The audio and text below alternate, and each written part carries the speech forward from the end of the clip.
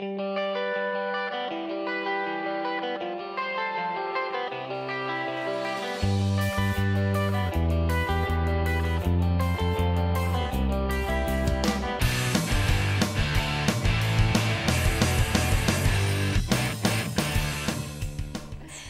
to Music Fusion Fridays here on KBVR. I'm Maya Holmes. And I'm Brittany Wooten. And we're the Blonde Bombshells. Here to give you your weekly music news.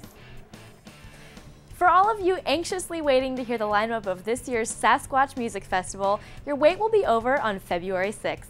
According to Ernest Jasmine of the News Tribune, Live Nation has stated that the list of bands will be announced during a festival launch party that will be held at 8 p.m. that day with performances by the Thermals, Das Racist, and Mad Rad. The event will be hosted by comedian Todd Barry, who appeared at last year's festival. Free tickets to the party will be available beginning February 3rd at Verizon Wireless stores at 6th Avenue and Olive Way in Seattle, and Northgate Mall and Bellevue Square Mall. There's a limit of 2 tickets per person, and organizers note that a ticket does not guarantee entry to the party. Fans will be let in on a first-come, first-served basis.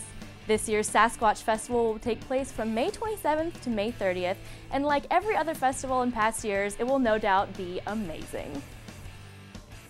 We all know and love our quote-unquote weird city of Portland for being just that.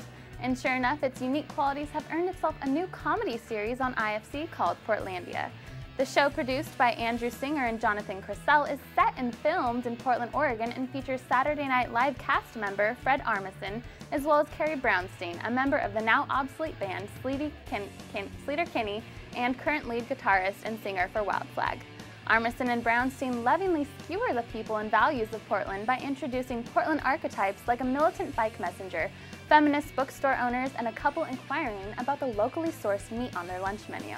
According to the Pittsburgh Post-Gazette, Crisell said the goal is not to mock Portland, but to communicate a love for the city that Miss Brownstein has called home since 2001 and that Mr. Armisen visits regularly.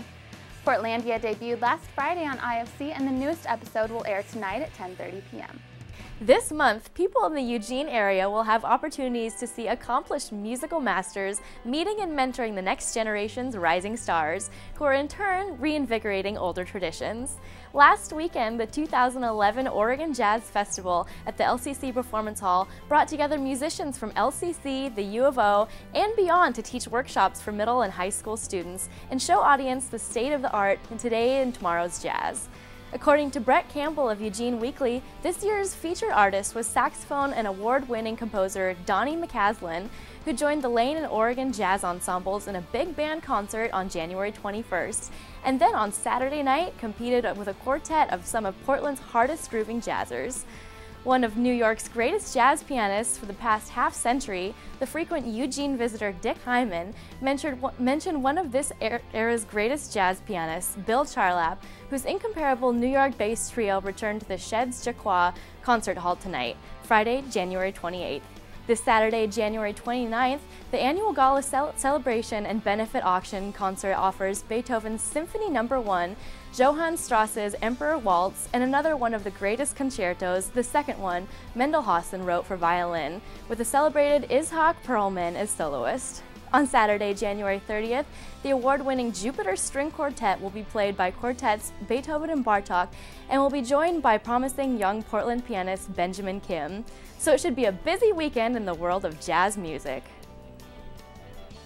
Are you an OSU student and in a band? Well, the MU Program Council is out to find OSU's best band in a battle of the bands, and yours could be it. This year's editions begin February 26th and 27th. Your band must have at least one Oregon State student to compete. The winner of last year's competition was the Angries, who will be appearing on Locals Live February 25th.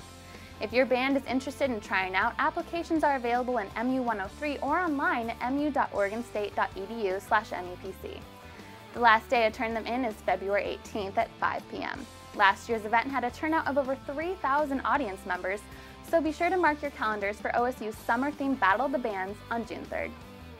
After much speculation, the numbers are finally in. As Billboard predicted last week, as of this Wednesday, Portland band The Decemberists' new album, The King is Dead, is officially topping the charts at the coveted #1 spot.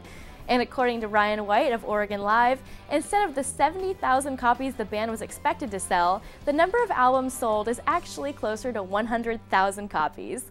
This is remarkable because the band's latest record, The Hazards of Love, only sold around 20,000 copies in its first week. The King is Dead, the sixth album for the band, was released by EMI's Capitol Records on January 18th and has since given the band their highest career chart position in territories all over the world. The Decemberists have been featured on Conan and Leno, and this Wednesday night they finished the first of their 3 tour opening shows at the Beacon Theater in New York, which were all sold out. From there, the band is off to Boston for 2 more sold-out shows and a tour that will take them all over the United States and into Europe until mid-March. Into the Woods, a team of webisodic video makers are paving the way for the future of music videos. Their main focus is documenting Northwest music as it happens. According to Chris Young of Oregon Music News, Into the Woods seeks to bring you live music, often with a behind-the-scenes vibe from unexpected locations. Whether it's inside Burgerville or from the actual living room of the musicians, the Into the Woods crew has captured more than 130 bands, musicians, and artists on film. And they have released more than 75 videos which have been streaming for free on their website since they first began. Through documentary-inspired recording sessions that hope to capture the personality and community of Portland and Northwest music, Into the Woods is here to entertain, inform, and disseminate their content worldwide. After celebrating their first birthday at Holocene in Portland last night, Into the Woods is hopeful for their innovative future in the music of the Northwest. Chinese musician Lang Lang has risen to celebrity status in the 10 years of his career and has become known for his showmanship and virtuosity. He appears at state functions such as last week's performance for Presidents Barack Obama and Hu Jintao at the White House. He does the talk show circuit, and he has even lent his brand to Adidas shoes. According to James McQuillan of Oregon Live, this has also earned him a reputation for flashy superficiality and technically dazzling performances without rigor or depth. However, his recital program last Thursday at the Arlene Schnitzer Concert Hall, presented by the Oregon Symphony, seemed to be designed to combat this image. The first half of the performance consisted of Bach's Partita No. 1 and Franz Schubert's Last Sonata D-960, both of which rely more on interpretive than technical skill. After intermission, Lang traversed Chopin's second set of etudes with loud notes and fast fingers, wowing the crowd. Lang Lang's performance also included 3 encores, a clear indication that he had been well received. Lang Lang can also add role model to his list of accomplishments, as he has become an inspiration to his young Chinese compatriots who are taking the piano by the millions. Katy Perry will headline Seattle's Key Arena on July 20th. According to Ernest Yasmin of the News Tribune, the pop star announced on Facebook last week the North American set of her California Dreams tour, which kicks off on June 7th in Atlanta. Ticket prices are not yet available, but Ticketmaster will begin selling them at 10 a.m. tomorrow morning. A press release issued by Perry's label EMI Music stated that social media networks, Facebook and Twitter, will play a big part in the tour. Fans will be able to use Facebook Places and Deals to get special treats at each venue. And photos that fans tweet will be incorporated into each performance. A week before her world tour launch in Lisbon, Portugal, Perry will perform at the 53rd Grammy Awards, which will be broadcast on Channel 7 at 8 p.m. on February 13th. But Perry has been nominated in 6 categories, including Album of the Year, Best Pop Album, Best Female Pop Vocal Performance, and Best Pop Collaboration with Vocals. While it plays home to many musicians and bands, Portland is also the source of recording engineers, and one of the best is Rod Evanson. According to James Bash of Oregon Music News, Evanson is a quiet fellow who has a big fan base among local music ensembles because of his high-quality work. He began his recording career early in the 90s when he bought an editing computer. Prior to that, he had been associated with a company called Northwestern Incorporated, which was run by Robert Lindahl, who allowed him to record the Portland Youth Philharmonic, which was the first large symphony orchestra he had ever recorded. After graduating from Portland State, Evanson went to Washington State University in Richland and received a master's degree in electrical engineering. He had also completed 2 years of engineering studies as well as some electronic technician courses at Multnomah College, which later merged with Portland University. Despite all of his education, however, Evanson never received a formal education in recording. After recording the Portland Youth Philharmonic at the Berg Swan Auditorium at the Portland Art Museum, his recording was then published and picked up by Albany Records and has been distributed all over the world. Evanson believes that live recordings call attention to using minimalist techniques, in other words, not using numerous microphones. When setting up to record a concert, Evanson stated that a minimal setup might take about 30 minutes, but a large concert event might take a couple of hours. After a recording is complete, Evanson also gets it ready for broadcast and includes documentation that shows like Performance Today may need. In addition to doing live recordings, Evanson has also done some remastering of historic recordings for a company called Video Artists International, and has also done some consulting to the Oregon Historical Society with regard to the transfer of their archive of acetate broadcast transcriptions to contemporary media. With so much attention to detail, it is clear that Evanson and other people that share his trade are true artists. The 2011 Northwest Guitar Festival will take place April 7th through the 9th this year. The 3 days will be filled with master classes, workshops, and concerts of Northwest's most distinguished classical guitarists. Evening concerts will feature James Reed, Michael Lefebvre, and Mark Tackles. Highlighting the festival will be the solo competition finals. The festival will take place at Eastern Washington University in Cheney, Washington, with a special event Saturday evening at Gonzaga University in Spokane, Washington. The Northwest Guitar Festival was created by James Reed in 1991 to allow students and professionals an opportunity to collaborate. Entry is available to those in the Northwest, including British Columbia and Alberta, Canada, who are at least 18 years old. If you are interested in attending, check out Eastern Washington University's Music Department website. Right here in Corvallis, there is real-life evidence of people making the effort to help those less fortunate achieve a better life half a world away.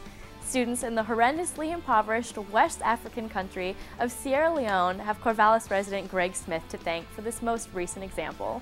As recorded by Tyler Hansen of the Gazette-Times, Smith's nonprofit group, Schools of Syncunia, organized a fundraising concert by Webster Chicago, a local gospel-tinged blues and funk band, which was held at Papa's Pizza Parlor this Thursday.